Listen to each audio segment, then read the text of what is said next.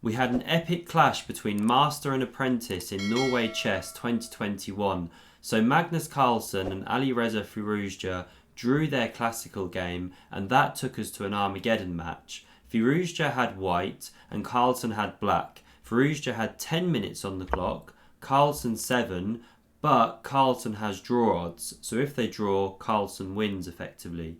So we had this Sicilian on board, and knight c6 now from Magnus. Bishop to b5, the start of the Rossolimo variation, and pawn to e6 here. Now castles from Firouzja, knight g to e7, so Magnus playing very solidly. Rook to e1, a standard move, and now Magnus plays something slightly unusual. You often see pawn to a6 here, bishop to f1, d5, pawn takes, and knight recaptures. But instead of all this, Magnus actually commits the pawn to b6 here. Slightly dubious because you don't know if b6 is a move you want to make in the long run. But okay, we had pawn to b6. Now Firouzja strikes in the centre immediately with d4. We had this exchange in the centre now. The knight's recaptured and bishop to b7 here developing. So knight to c3 now, and here we see pawn to a6. The bishop drops back. The knight takes on d4, opening up the light squared bishop. It does centralise the white queen, but now the knight jumps into c6 anyway and kicks the queen back to the third rank. And after bishop to c5, which wasn't forced, you could have gone something slightly more solid like bishop e7 or d6, maybe even queen c7.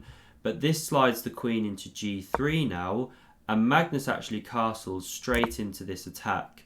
So Firouzja now plays pawn to e5 here, and one of his big ideas behind this is if we just run it back a move, if he goes bishop h6 straight away, threatening this checkmate, now black can go queen to f6 defending, and the bishop has to move away again, say f4 for example, and queen to g6 could come, looking to trade off these queens and slightly dampen down the attack.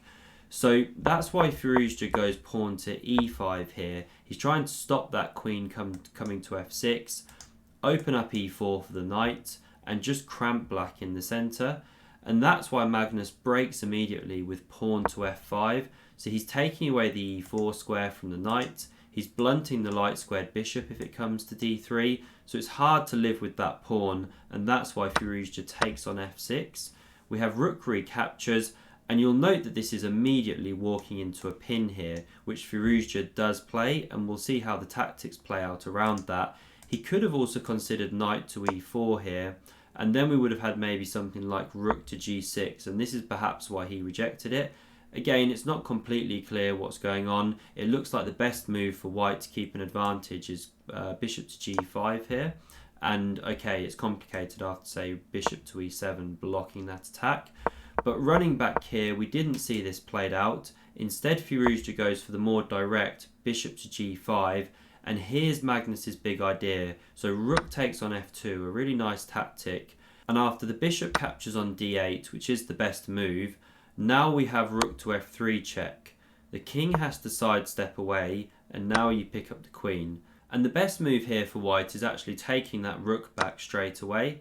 Then we would have rook captures on d8, knight to e4 attacking that bishop, and bishop to e7. So this is a possible line, and here we can see that the white knight is now centralised and the other rook is coming to the centre quite quickly. But instead of this, Firouzja actually complicates the position further by taking on b6 with the bishop. Magnus now recaptures that bishop, and now we have pawn takes. So it might look like this is a better version for white, but actually this runs into some big problems.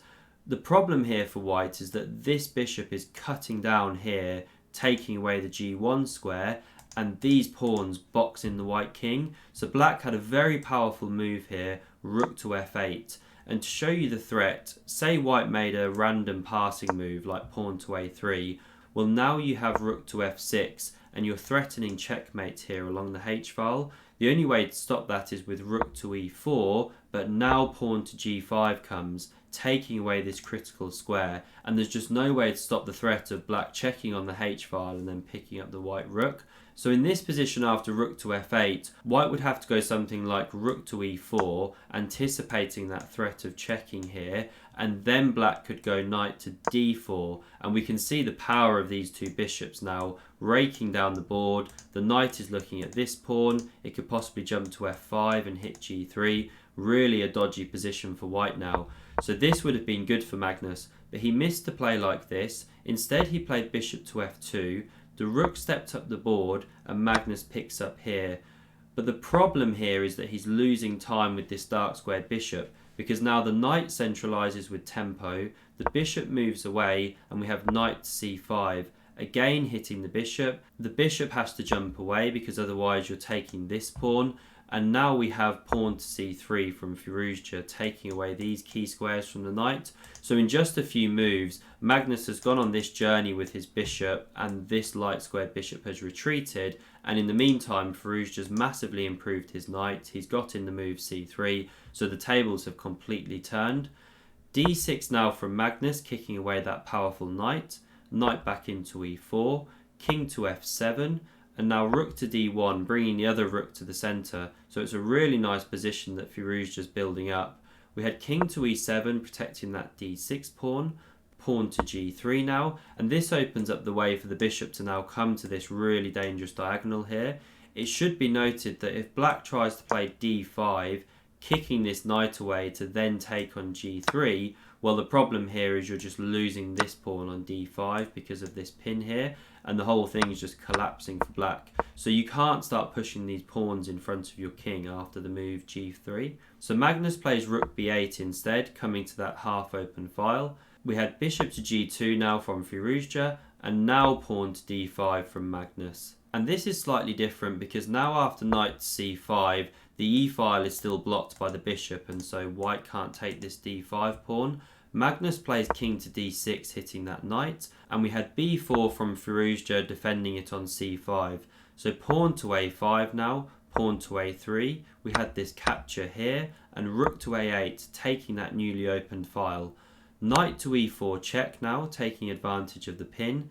The king steps away, and now we have pawn to b5. So there's a lot going on here with lots of loose pieces in the centre of the board. Probably the best here for black would have been playing knight back to d8 here, because this forces the white knight to move away, say to g5, and then you could actually pick up this g3 pawn. White's still standing better here after a move like say pawn to c4, blasting open the centre here, but in this line at least black has picked up a pawn on the king side and it is unclear. But running back here, instead of knight to d8, Magnus played for a counter-attack of taking the knight on e4, and if pawn takes on c6, then Magnus is doing a lot better than he was in the game here. Instead, Firouzja plays the more accurate move, rook takes on e4, and this puts a really nasty question to black. If the knight retreats now, well here you can actually play rook to c4 check. You're unveiling this attack against the rook, and if the king drops back to b8 to defend that rook, well then you take here. So these variations aren't working, and that's why instead Magnus played the best move in the position, which is rook to a3, counter-attacking this pawn, and Firouzja now responds with the strongest move in the position, which is rook to c4. So this forces Magnus's hand with rook takes on c3. We have this capture here, bishop recaptures, rook to c1, and now Magnus actually chooses to save the knight with knight to a7.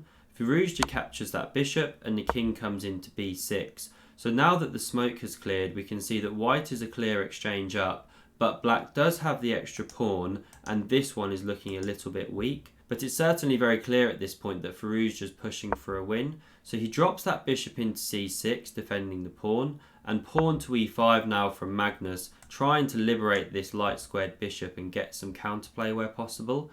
King to g1 now from Firouzja, bishop to f5, bishop to e8 here, opening up the way for this rook potentially, and pawn to g6 now from Magnus. So he's desperate to set up a light squared blockade and keep the pieces out, but it's just not overly possible in this position. We have king to f2 from Firouzja, he starts bringing that king towards the centre, pawn to h5 now, rook to a3 from Firouzja, so he wants to activate along this 6th rank, And note that black can't take the pawn, or we drop the rook into b3 and this one's going to be dropping. So instead Magnus played pawn to g5 seeking counterplay, and here Firouzja played rook to a6 check. Note that if you take this pawn with the bishop, well now black can take this pawn because the bishop's moved away and you're letting black back into the game. So instead Firouzja played rook to a6 check, the king stepped away. We had rook to f6 now, hitting that bishop. So the bishop came into e4, and now rook to e6, looking to take this sensitive pawn and then mop up the rest. So Magnus pushes h4 now, desperately seeking counterplay in combination with this bishop here. We had g4 from Firouzja, so he looks to keep those pawns contained. Knight to c8 now, desperately trying to get that knight back into the game. Rook takes on e5, knight to d6, bishop to d7, that one was attacked. And now king to c7, further attacking the light squared bishop. And Firouzja actually misses a trick here, so he plays bishop to e6, but he could have gone bishop to f5, a really powerful move. So it puts the question to this bishop, you don't want to take here, or after pawn takes, this pawn is coming really fast down the board now. This rook is so well placed, protecting this pawn, cutting the king, and we also note that the white king stands in front of these two black pawns here, so they're not going anywhere. So black would have big problems here. So instead you would have to say retreat the bishop to b7, which is what Magnus played in the game. But the difference here is now you can drop this bishop into d3. It protects this pawn, and it also covers this really key diagonal so that the knight has no jumps into here to deliver a check. And now that allows you to sweep up this g5 pawn, and this g pawn will decide the game.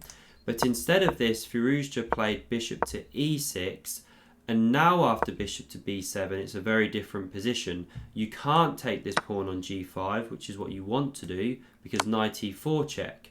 So that's why Firouzja played king to e3, getting out of that tactic, but now pawn to h3, and the king has just left the distance to stop this pawn, and this is the problem. Now Firouzja takes on g5, pawn to h2, and the only way to stop that pawn is with the rook. So after it queens, the rook captures, the bishop captures, pawn to g5, bishop to e4, controlling that pawn, king to d4, we had bishop h7, king e5, knight e4, and here the players actually agreed a draw, because the king will soon round up this one. This pawn's also going nowhere, as we can see, and black will be able to trade down, swap off the pawns. It's just a completely drawn endgame. So Magnus just clung on there, and by drawing the game, he actually secured the equivalent of the victory in this match. If you enjoyed this video, then do hit here to subscribe to see more in future, and to see another amazing Firouzja Carlsen game, click here. Thanks very much for watching, and see you soon.